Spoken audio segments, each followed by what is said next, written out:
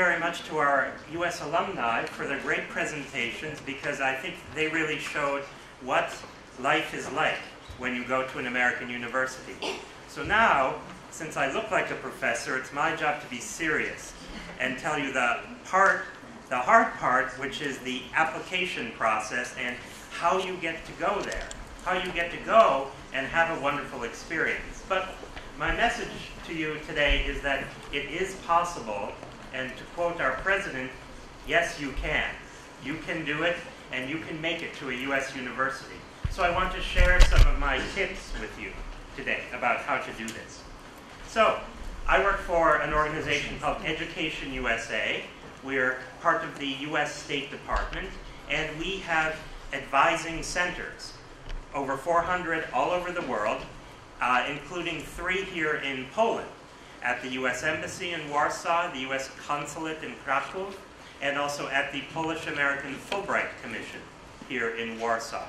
So, our staff here in Poland can help you and give you advice and help you through the U.S. university admissions process. And basically what we do is we provide accurate and comprehensive and current information about the full range of U.S. universities. As our speaker mentioned, we have over 4,500 universities in the U.S. So there's a lot of them and a big diversity and a lot for you to choose from. So we know that can be a little bit hard, but we're here to help guide you through this process. So, one place I recommend you start is on our website. You see, it's listed at the top, educationusa.state.gov, the EducationUSA website. And we have your 5 steps to U.S. study. And we outline in clear terms about the 5 steps you should take so you can go to a U.S. university. First, you need to research your university. Then you need to apply. Then you need to look for financial aid and scholarships. Then you need to get a U.S. visa. And then you need to prepare yourself academically to go and have a successful experience. So we can help you with all of that. So I encourage you to, in addition to speaking to us today, after you go home and you have further questions, please look at our website as well. Now, since we're here to talk about undergraduate or bachelor's study in the U.S., so this is what I wanted to tell you today. For those of you interested in graduate, meaning master's or doctorate, we'll be talking about that later today at 12 o'clock. So at the undergraduate level in the U.S., we have 2 types of degrees. Associate's degrees, which take 2 years to complete, and bachelor's degrees, which take 4 years to complete. Some students take up to 5 years to complete them. That's okay as well. It just means you have to pay for 1 more year of study. So if you can take 5 years. Now, the 2-year degrees are at what are normally called community colleges. And a lot of Polish students study at community colleges. It's very popular. It's also possible to start at a 2-year community college and then transfer into a 4-year bachelor's degree college. So, now, when you're thinking about this, what type of degree, what type of institution you want to go to, here are some different factors that you should consider. Because, as I said, there are so many different U.S. universities and so many different things you can study, and they're located all over the country in all 50 states, in big cities, in villages, in the north, in the south. You can go to Hawaii if you want. You can go to New York City if you want. But there are wonderful places everywhere in between in the whole country. So here's a list of things you should take a look at when you're considering what college or university is right for you. And it's important to find the right one, because you need to be comfortable there. You need to be happy there in order to be a successful student in the U.S. So here's just my suggestion is that when you're starting to look at universities, you can do a little comparison. Just take some notes. Here's a sample worksheet you can use. just, you can write down the name of the school, the various data about it. Is it public, meaning supported by the state, or private? How big is the class? Because as I said, we have universities with 60,000 people. You might not want to be there. Or maybe you would like to be there at such a large university. Our alumni talked about the importance of campus life. And there's a lot to do on campus at the university. So think about what's right for you, a small, intimate environment or a really big environment with a lot of people. Also the city and the state. Of course, we know that Poland has a lot of ties to places like Chicago and New York and New Jersey, so you might want to go there because there are Polish communities there. Or maybe you want to go to the middle of Oklahoma, where they've never met anyone from Poland, and you'll be very unique, you see? So there are a lot of different factors here. Of course, tuition and fees and room and board expenses, yes, there are costs involved. And I won't talk about that in my presentation. My colleague will tell you a little bit more about how to get funding. But I want to concentrate now on the admissions and application process. Now, you know, in the US we have no national system or of exams or of admissions. It's very decentralized, and the universities have their own authority to decide which students they want to admit and to enroll. So we don't have any standards mandated by our federal government on this. So it's very important that you check with each university about what are their exact admissions requirements. Now, for example, we mentioned community colleges. They have generally more flexible, a more open admissions policy. They do require some things, for example, your diploma, your transcripts, your grades, an English language test. But they're a lot more flexible. And in fact, as I said, very popular among Polish students in the US. About 35% of Poles who are studying at the undergraduate level attend community colleges.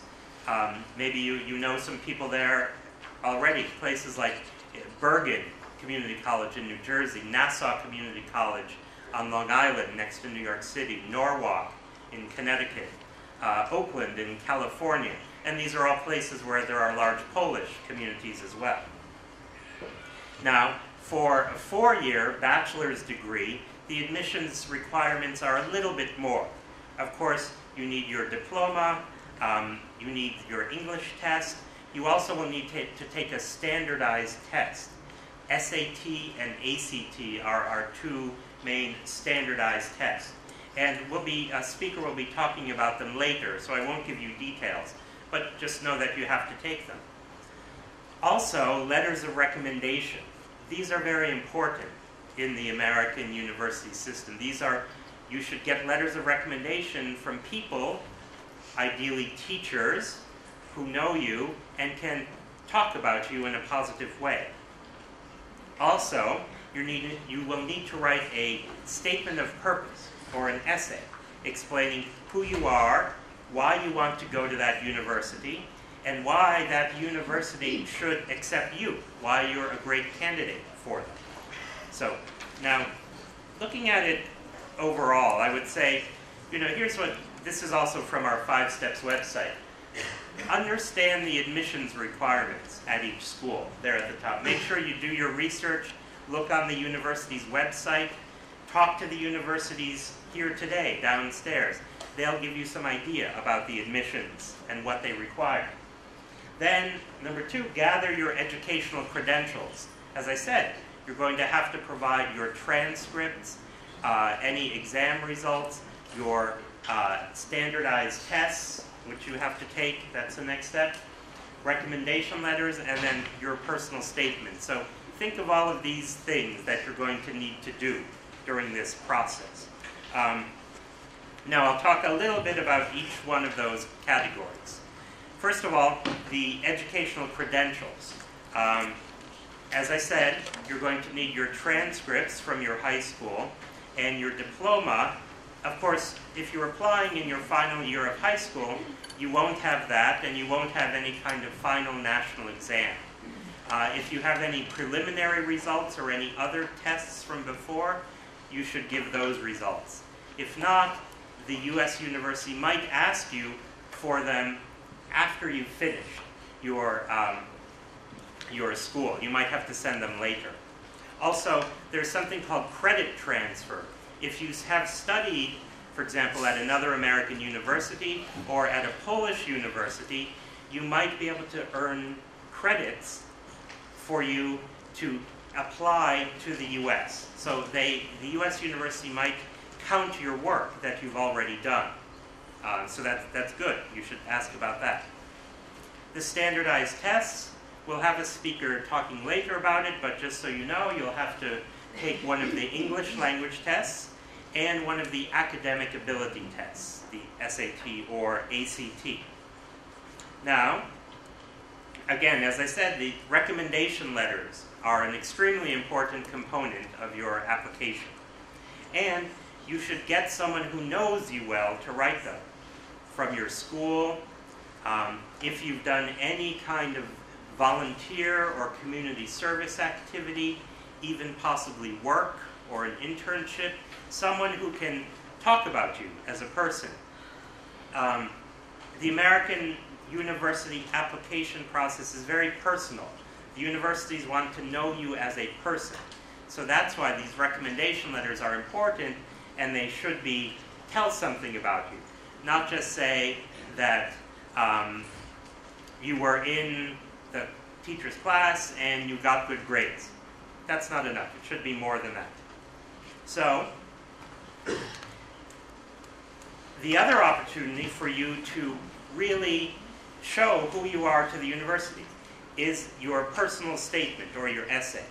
And this is important because it gives you the opportunity to demonstrate who you are, what you've done, and what you can do. Then you should tell the university how you can contribute to that, how you can make their university a better place, in fact.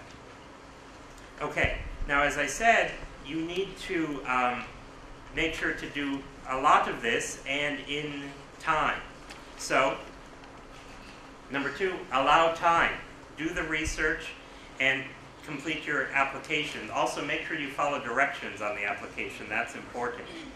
In terms of the timeline, well, it's best to start 12 to 18 months ahead of time. So, for example, right now, you should be researching, and then you will apply in the fall of 2014, and then you'll hear about it.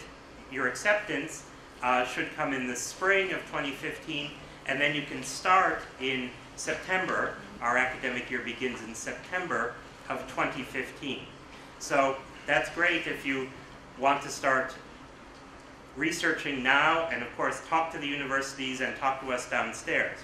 Now, if you really want to go in the fall of 2014, you can do that as well. As I said, most of the 4-year bachelor's degree application deadlines are December through February, so it's a little bit late for that. Some still are accepting them. However, if you want to go to a community college, you can still apply now, and you can still gain admission, and you could go in the fall, in September of 2014 as well.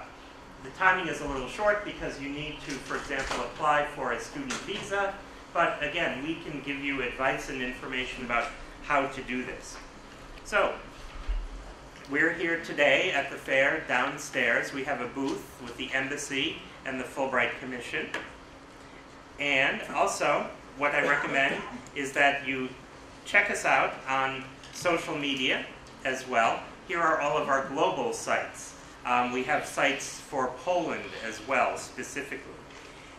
And here's what we can do to help. We have information seminars.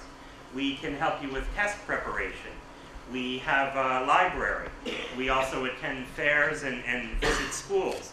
And we can help give you advice about financial aid. My colleague will do that in the next presentation.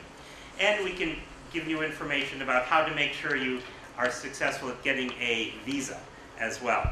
A lot of students are worried about that, but we can help advise you about how to make sure it's a successful experience. Also, we give pre-departure orientations, that is, after you've been accepted, we can give you information about how to make sure you are prepared to succeed when you're at the U.S. university. Because, of course, we all want you to apply, to get accepted, to go to the U.S., and then have a wonderful experience as our alumni just told you about. Here are our websites and other information. And finally, remember, yes, you can. You can do it, and I hope to see you all at an American university sometime in the future. Thank you very much.